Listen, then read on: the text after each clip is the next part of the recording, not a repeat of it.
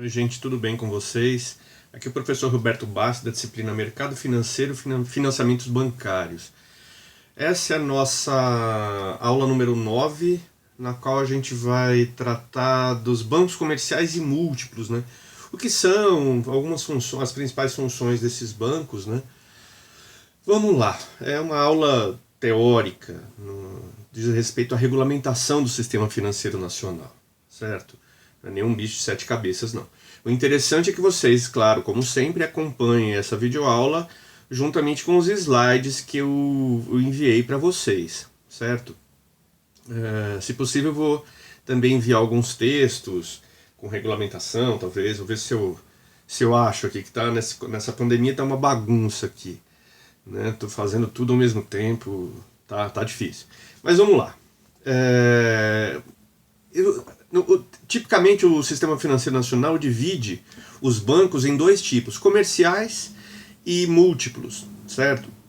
Os bancos comerciais eles têm um papel mais restrito, menos abrangente no que diz respeito à sua atuação, certo?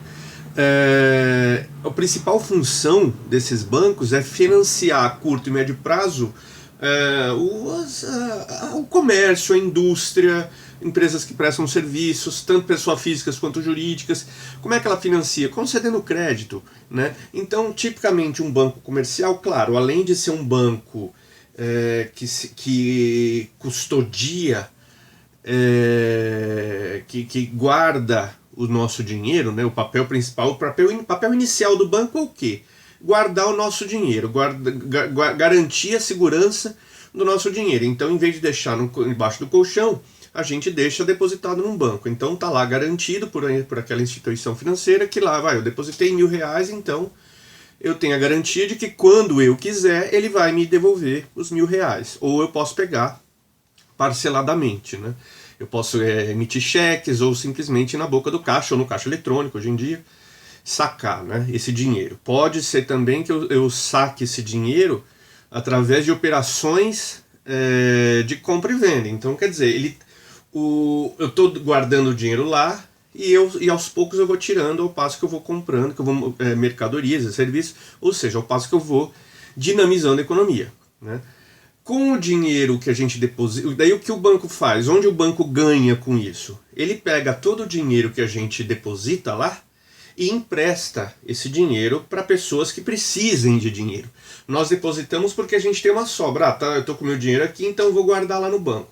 Claro que aos poucos eu vou retirando, eu vou utilizando esse dinheiro nas minhas operações, mas existem também outras pessoas que precisam de mais dinheiro do que elas têm. Até mesmo mais dinheiro do que elas têm depositados em conta. Então elas vão lá e pedem um empréstimo, um crédito ao banco. É aí que o banco ganha, certo? Ele pega o nosso dinheiro e empresta para uma outra pessoa. Claro que daí como é que se dá essa remuneração? Através dos juros que ele cobra. Então, olha só como é a sacada dos bancos. Nós depositamos o nosso dinheiro em conta corrente. Não existe remuneração nenhuma sobre o nosso dinheiro. Inclusive a gente paga taxas para manter o dinheiro lá, né? Guardadinho, bonitinho. Ele pega o nosso dinheiro e empresta para outros, e sobre esse empréstimo ele cobra juros, né? Os juros, por sua vez, eles vão depender do risco, das garantias que a pessoa apresentar, da liquidez da economia, das perspectivas político-econômicas, sociais, enfim. Dependem os níveis das taxas de juros, como a gente já viu em aulas anteriores. Esses índices variam de acordo com uma série de variáveis, né, uma série de fatores, certo? Que podem então influenciar as taxas de juros. Mas tipicamente um banco comercial é isso, né? Ele capta o nosso depósito à vista e empresta esse dinheiro a alguns tomadores que queiram esse dinheiro. Antigamente, houve épocas em que, aqui no Brasil nem tanto, aqui no Brasil só lá no começo do século passado, mas existia um sistema que estabelecia os limites, quer dizer, na verdade deve existir limites para quanto o banco pode emprestar. Não só um banco, mas todos eles, o sistema financeiro em geral. Como pode ser determinado esse limite? existe um negócio chamado padrão ouro, né? Padrão ouro divisas. Quer dizer o quê? Teoricamente, uma economia só pode emitir moeda, né, numa quantidade correspondente ao ouro que ela tem nos seus cofres. Esse é o padrão ouro praticado no século XIX, na Idade Média, na Idade Moderna, né, pelos reis absolutistas. Né. Na verdade, esses reis absolutistas da Europa, eles foram aos poucos abandonando isso aí, né, e passaram a adotar o sistema fiduciário, não mais o padrão ouro, para a sua economia, para a emissão de moedas, né. Mas e o sistema fiduciário leva em consideração a confiança, a garantia, a certeza de que aquela pessoa vai pagar ou não o título que ela emitiu. Porque, na verdade, o que é o dinheiro? O dinheiro, o papel, moeda, é um título. Ele está dizendo ali no seu valor de face que ele vale R$100, que ele vale R$10, que ele vale R$50. Então, no padrão ouro, teoricamente, se você fosse no Banco Central e falasse, olha, eu quero aqui os meus R$100 em ouro, o Banco Central era obrigado a te dar em ouro o correspondente àqueles R$100, a quantidade de ouro correspondente àqueles R$100. Só que existem vantagens e desvantagens desse padrão ouro. Uma vantagem, a economia cresce com segurança, ela é estável, ou seja, a partir do momento que não aconteça nada com as minhas reservas de ouro, que ninguém roube, por exemplo, eu tenho a certeza que se o país obedecer rigorosamente o padrão ouro, esse governo não emitiu mais moeda do que ele pode te pagar em quantidade de ouro, certo? Então essa é uma garantia. A economia está crescendo de uma maneira sólida. Como é que ela cresce, essa economia no padrão ouro? Vamos lá. Imaginem, eu tenho 1 tonelada de ouro e essa tonelada vale R$1 milhão. Como é que eu faço para aumentar para promover o crescimento econômico? Nós temos então eu tenho 1 milhão, eu tenho ouro que corresponde a R$1 milhão. Eu quero aumentar minha economia. Então eu pego os produtos aqui do Brasil. Por exemplo, o Brasil só fabrica matéria-prima, a gente não tem uma indústria avançada. Mas eu preciso dinamizar minha indústria para que eu consiga vender produtos de maior valor agregado. Né? Porque todo mundo sabe, quanto maior a quantidade de trabalho incorporada num produto, numa mercadoria, mais valor ela tem. Ou seja, produtos que têm maior tecnologia incorporada valem mais do que produtos com menos tecnologia incorporada. Né? Um computador vale muito mais do que uma simples tela de acrílico, né? E teclados, ele vale mais do que isso. Então, como é que faz? Para que haja o crescimento econômico de uma maneira mais sustentável, mais vigorosa, é preciso a gente investir na ampliação da indústria. Só que imaginem um país que só fabrica matéria-prima. Ok, então para que ele invista na indústria, ele precisa de máquinas. Então com esse R$1 milhão, ele vai lá no exterior e compra máquinas. Vamos dizer que o Brasil seja um grande produtor de algodão. Né? Então, e o que você faz com algodão? Você pode fabricar tecido, por exemplo, roupas.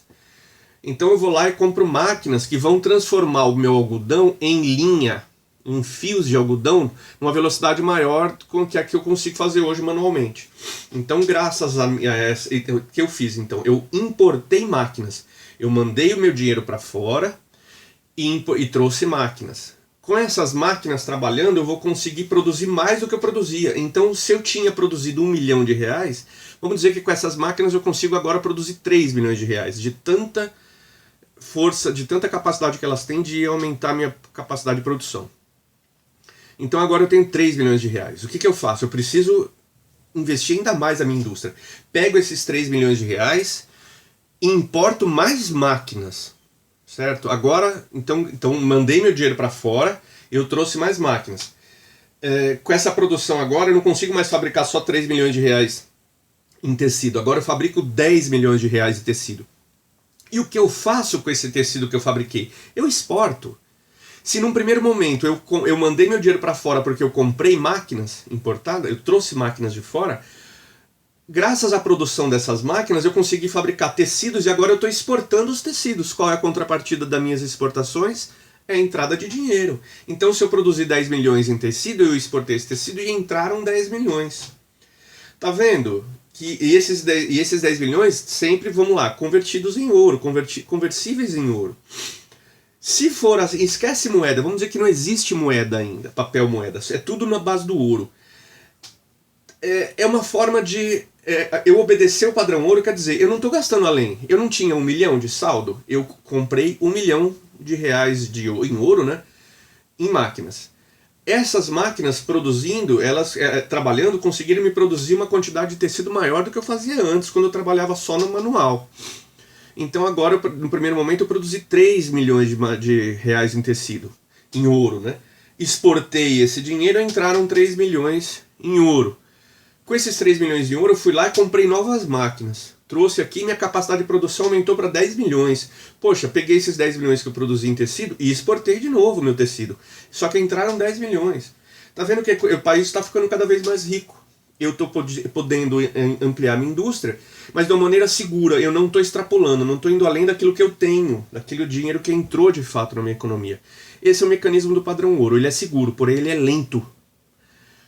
Hoje em dia, nas economias contemporâneas, a gente usa a credibilidade, né, como garantia. Então, poxa, não existe mais país que tenha moedas emitidas da mesma quantidade que elas têm de ouro.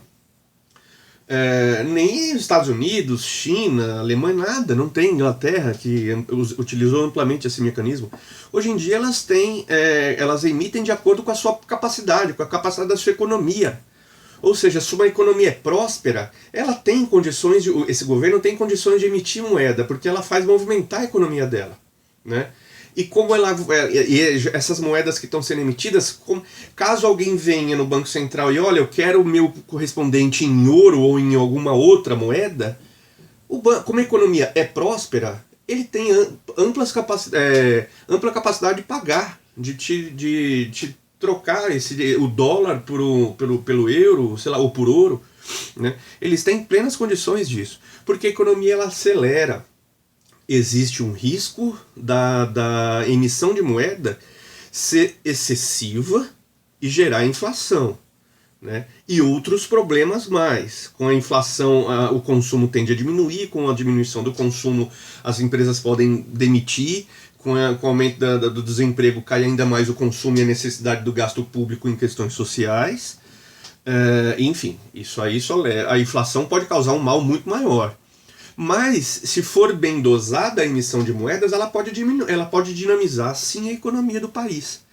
Então, existem essas duas possibilidades. Voltando à nossa aula, qual é o papel do banco? É justamente ampliar a quantidade de moeda em circulação. Para quê? Para que a economia se dinamize. E como os bancos fazem isso? Emprestando o dinheiro que a gente colocou lá dentro. Ou seja, eles ampliando a capacidade de crédito, a sua oferta de crédito, eles estão colocando dinheiro à disposição em circulação na economia e fazendo, consequentemente, que a economia gire, certo? Então, esse é o papel dos bancos. No que diz respeito aos bancos comerciais, é a designação mais simples de um banco, as principais funções deles: conceder empréstimo, acabei de explicar, realizar financiamentos, que é outro tipo de empréstimo. Uma coisa é eu chegar lá, olha, eu estou devendo conta aqui, meu salário não caiu, ou eu estou precisando de um empréstimo para pagar minhas contas, sei lá o quê. Tá aqui, o cara te empresta. Claro que ele analisa o seu risco, né?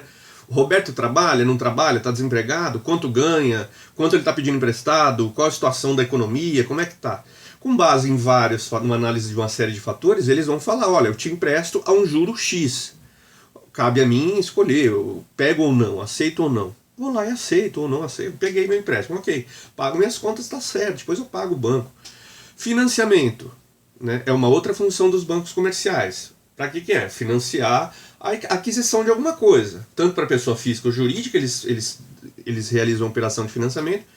Eu posso financiar a compra de uma casa, ou a construção de um imóvel qualquer, a ampliação da minha fábrica.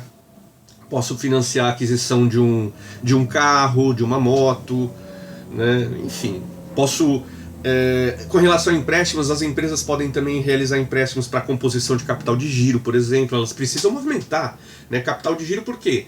Vamos dizer que tenha sido um mês fraco, né? Ela tem salário, ela tem aluguel, a empresa, ela tem um monte de coisa, mas para movimentar, vamos dizer que ela precisa de comprar matéria-prima. Então ela tem que ter capital de giro. Então ela vai lá no fornecedor, compra o produto que ela vende e coloca no mercado. Quer dizer, porque ela tem confiança de que com as receitas que virão ela vai conseguir pagar. Existe uma série de modalidades de empréstimo, né? Financiamentos. Outra função, custódia de valores. A partir do momento que a gente deposita o nosso dinheiro lá, a gente está custodiando o nosso dinheiro nas mãos do banco. Existe custódia de ouro, de joias, de títulos, né? De ações, de joias de família. Você pode colocar aqueles cofres de banco fazem parte do sistema de custódia dos bancos, do sistema financeiro nacional. Então você pode colocar sob custódia, sob cuidado dos bancos, uma série de produtos, né? Uma série de bens, né?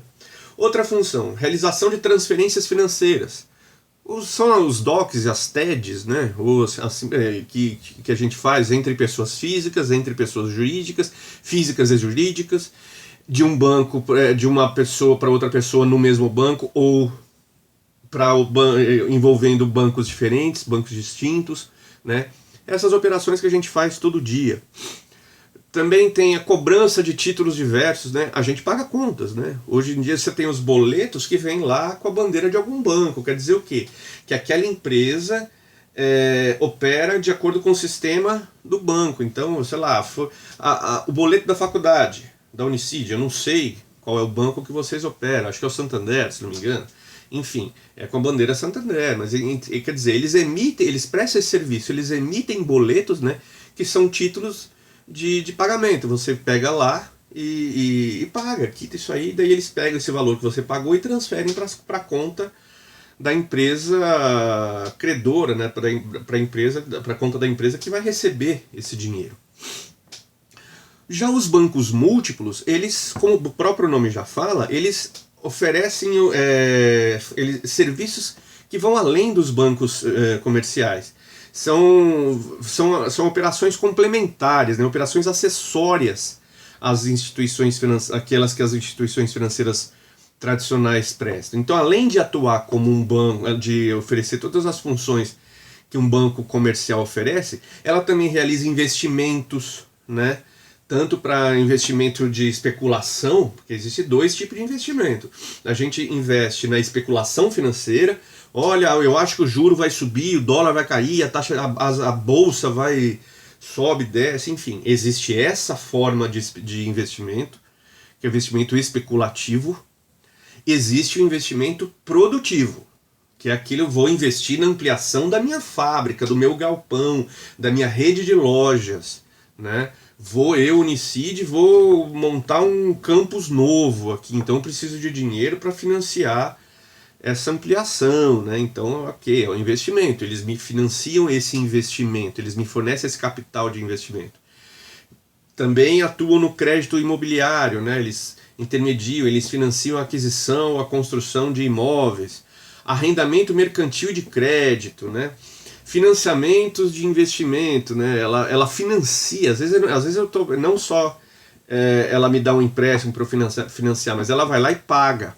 Aí eu vou pagando para ela depois, certo? Operações de leasing, previdência privada, seguros, certo? Então, quer dizer, ela tem outros serviços que são paralelos, que são acessórios aos serviços tradicionais de um banco, né? Com relação à oferta de moeda, né? Então vamos falar sobre o papel dos bancos no mercado monetário e de crédito, né? De um lado existe aquelas pessoas que têm o dinheiro, né? Que a gente pode chamar de ofertadores de moeda. De outro lado a gente tem aquelas pessoas que estão precisando de dinheiro, que são os demandantes de moeda, certo? É a fome com a vontade de comer, né? Um está querendo uma rentabilidade maior do dinheiro que ela tem à disposição, que ela tem no bolso dela. Então o que eles fazem? Eu tenho dinheiro sobrando aqui, eu não estou usando. Eles poderiam então pegar essa grana e investir em alguma coisa. Por falta de ideias, por falta de qualquer outra coisa, ou de outras oportunidades de ganho, o que eles podem fazer? Eles falam, não, eu vou pegar e vou emprestar o meu dinheiro, né? Então elas colocam à disposição de alguma instituição financeira que vai utilizar esse dinheiro de alguma maneira. É claro que a instituição, em alguns casos, ela remunera esse dinheiro, né? Você recebe alguma coisa. Por exemplo, quando eu invisto num título do banco, um CDB, né? Ou até mesmo uma debenture, no caso de uma empresa, num DI, num CDB, o que é? Na verdade, eu estou emprestando dinheiro para o banco. Cada aplicação tem prazos diferentes, né? Riscos diferentes, mas no caso do CDB, um DI, né, eu estou emprestando dinheiro para o banco, na verdade. Ele me remunera esse dinheiro de alguma maneira.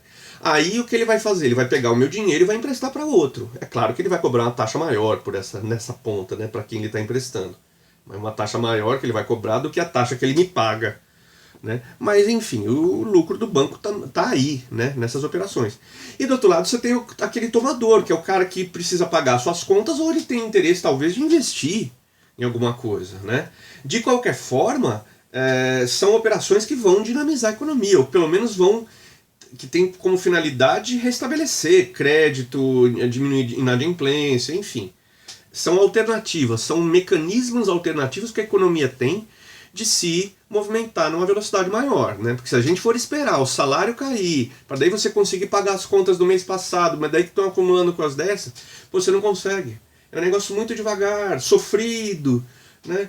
Não, você tem a oportunidade de ir lá e pedir entrar no cheque especial, por exemplo, paga suas contas e caindo o salário, você zera seu cheque especial. O ideal é que se faça, quer dizer, o ideal não é nem entrar, né? Mas são mecanismos alternativos. Só quero que vocês entendam isso. É óbvio que o ideal é jamais ficar devendo, ainda mais para banco. Mas existem essas ferramentas que são alternativas, caso a gente não tenha os recursos necessários à realização das operações que são inerentes à vida. Né? Então vamos lá, os empréstimos. Empréstimo é para isso aí mesmo. Né? Você tem empréstimo para financiar pagamentos, compras à vista, enfim. Certo? Você tem empréstimos, geralmente, você pode chamar de mediante solicitação, que aqui lá você vai no banco e pede, olha, eu estou querendo um empréstimo para financiar aqui, eu preciso comprar um carro, eu preciso pagar minhas contas, sei lá o que. Você vai até o banco e solicita, certo? Você tem, por exemplo, para compor o seu capital de giro da sua loja, você recorre ao banco, você vai lá. E você tem também os sistemas automáticos de concessão de crédito, por exemplo, o cheque especial, né? Que simplesmente, quando a gente começa a movimentar a nossa conta, se ela chega no negativo, ela passa, o banco é como se o banco estivesse te emprestando, já de uma maneira previamente acordada, ele está te emprestando dinheiro. É claro que ele vai cobrar uma taxa de juros. Certo? Mas de qualquer forma, os empréstimos eles propiciam maior liquidez para a economia. O objetivo deles é esse, né? É de promover mais liquidez, é colocar dinheiro em circulação para que a economia se dinamize. Os financiamentos, que são utilizados para aquisição de alguma coisa de um valor um pouco maior, enfim, né? Geralmente um financiamento imobiliário, você pode financiar a aquisição de bens de consumo duráveis, por exemplo, um automóvel, um trator, se for uma fazenda, uma máquina. Né? Você tem aquisição de fatores de produção. Né? Uma fábrica pode ir lá num banco qualquer solicitar um financiamento. Olha, eu quero acesso a uma linha de financiamento porque eu quero equipar a minha fábrica, que está com máquinas já desatualizadas. Eu preciso então atualizar a minha fábrica. Então tá aí para ir, é uma das funções do financiamento. E claro, financiar também recursos para que você possa investir no mercado de capitais. É um negócio mais arriscado, mas também pode trazer algum retorno interessante.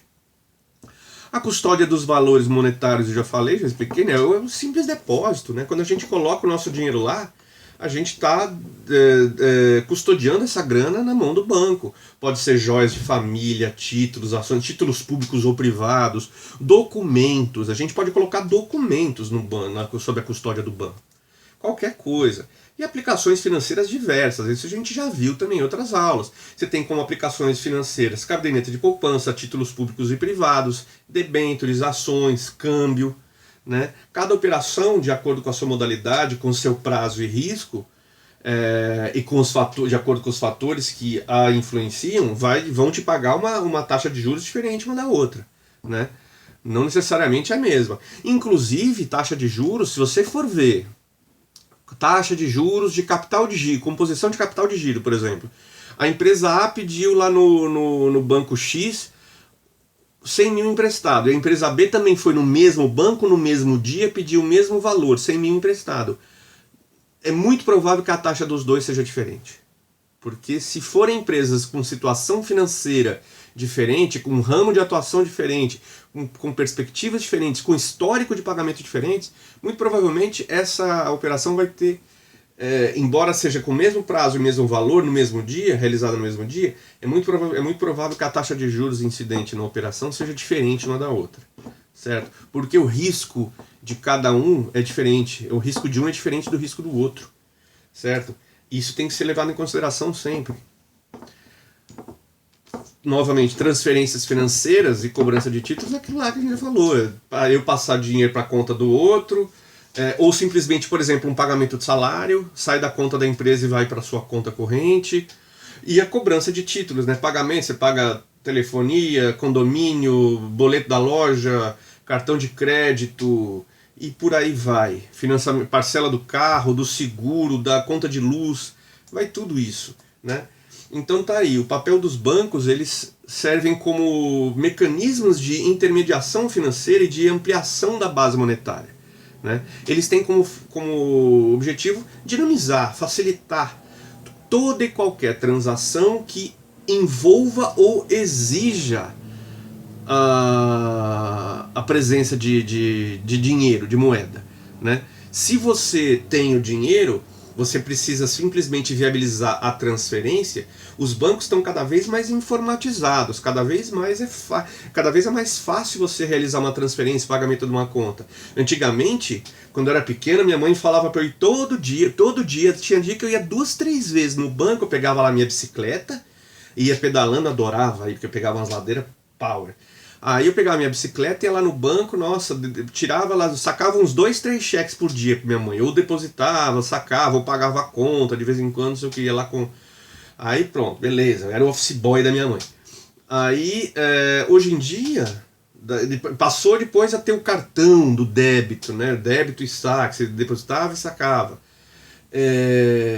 Depois você passou a pagar conta com esse cartão também. Hoje em dia é pela internet, que nem mais é pelo computador. Hoje em dia é pelo celular ou um relógio que você encosta ali. Daqui a pouco é o código de barra que vai estar na sua pele. Entenderam? Então quer dizer, cada vez mais os bancos estão dinamizando, estão facilitando a realização de operações financeiras. Esse é um dos papéis dele.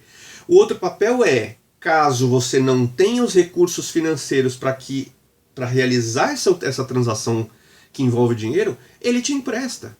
Tá aí, o banco, o papel um dos papéis do banco é aumentar, é como se ele estivesse emitindo moeda, né? Existe uma coisa chamada alavancagem, que é o quê? O banco tem 1 bilhão depositado lá nos seus cofres, mas ele emprestou 2 bilhões. Ou seja, ele está com a alavancagem de 100%. Né? Ele tem 1 bilhão nos cofres depositados, lá registrados. Os correntistas depositaram 1 bilhão, mas ele emprestou 2 bilhões.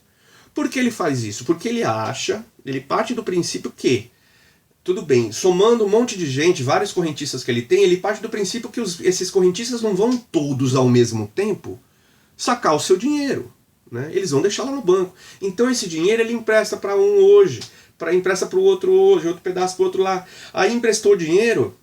Como é que ele emprestou 2 bilhões se ele só tem 1? Ele não emprestou os 2 bilhões de uma vez. Ele emprestou 100 mil para hoje, para uma pessoa hoje. Só que ele tem mais 100 mil que ele emprestou, mas ele já emprestou há 5 meses atrás, 6 meses atrás. Esse cara está pagando. Então daqueles 100 mil que ele emprestou, o cara já pagou 60. Fora os juros que ele vai receber ainda, né? Então, quer dizer, o banco parte dessa ideia de que nem todo, não é muito difícil que todos os correntistas venham sacar ao mesmo tempo o seu dinheiro. Se vierem, acabou o banco, ele quebra. Porque ele tem obrigação de devolver o seu dinheiro, aquele dinheiro é seu. Se for todo mundo sacar no banco, o banco quebra, ele abre falência, porque ele não tem esse dinheiro, certo? Mas como ele sabe que isso não vai acontecer, ele empresta sim o nosso dinheiro. Então, quando a gente fala da alavancagem, do grau de alavancagem de um banco, é isso. quanto mais do que ele tem depositado nos cofres dele, ele emprestou, né? Pode ser 100% do que ele tem depositado, pode ser 200%, pode ser mais, menos, enfim.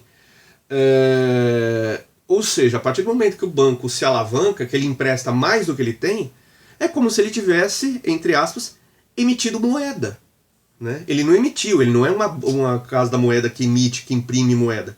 Mas é como se ele tivesse inventado uma moeda que, olha, tá aqui, né? É claro, você pode pegar o seu dinheiro tranquilamente, deposita. Inclusive, como é que ele empresta o dinheiro pra gente? A gente não vai no banco e pega o dinheiro. Ele deposita um crédito, um número que ele colocou na nossa conta, né? Então, ele inventou aquele número. Ele emitiu um número no sistema dele, né? Como se a gente tivesse, de fato, aquele dinheiro. Só que aquele dinheiro não existe. Aquele dinheiro existe numa ideia de dinheiro, certo? Então, 2 papéis dos bancos: dinamizar os pagamentos, as transações financeiras, econômicas de um país, internamente, mas também lá fora, porque ele também tem as atividades de câmbio, né, desempenhadas por um banco múltiplo, mas também ele viabiliza a ampliação da base monetária, como? A partir da política de crédito, dos empréstimos que ele concede aos tomadores. Então, graças a isso, ele consegue então dinamizar a economia, certo? Espero que tenham entendido, é uma série de informações, mas é uma aula teórica e não muito difícil, tá certo? A gente vai se falando. Um abraço a todos, se cuidem.